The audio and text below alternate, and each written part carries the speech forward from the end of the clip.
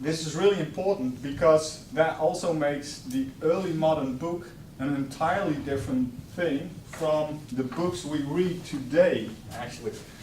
So I came by train, and I had to work on this presentation in the train, as it goes. But I will travel back home, and then I've got nothing to do, so I brought a book with me.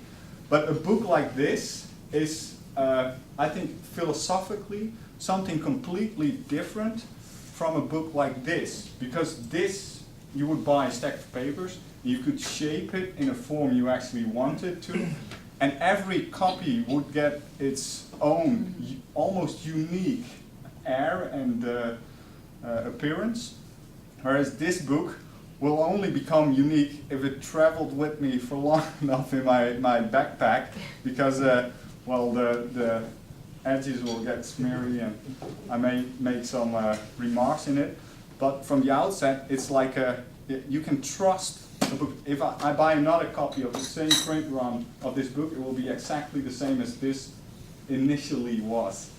Okay, so I think this difference, and you may think, well, that's only a small difference. Ultimately, it's a very large difference because it will force the book historian to actually investigate every time he's looking at a book to what happened to this book before it became a book. That's really important. Any questions so far?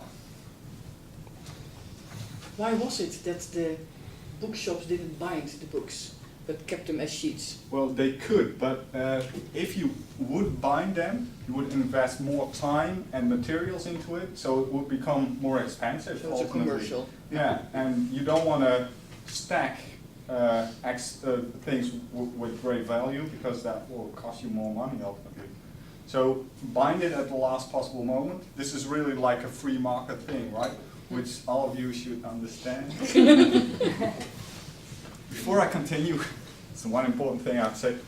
Charles already mentioned it. Elsevier, your company gave me the possibility to study here, and I did so with a lot of pleasure and enthusiasm. I really enjoyed coming here, sitting in this room over here, and actually having free access to such a large collection of books.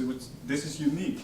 It's very hard, as a book historian or a history of books or whatever. I go to the library, I have to request a book, I will only get one or maximum of 3 copies at a time. Here I can just walk to the shelves and get the books out and compare them, and this is really a unique thing. Today, one of my main conclusions, it scared me a bit when I drew it at first, when I came to that conclusion at first, because it felt like I was trying to please Elsevier to a great extent, whereas I want to have like the air of the independent scholar who's very critical, right? But I won't jump ahead to that conclusion, but it's really a genuine conclusion of the research I'm presenting today here, and this is actually the first time I'm presenting on it, so it's all a bit exciting, a bit scary for me. I had expected George, the old professor, might be here, which gave me the jitters even more. Thankfully, he's not, and it gives me a bit more space to speculate and discuss my ideas more freely.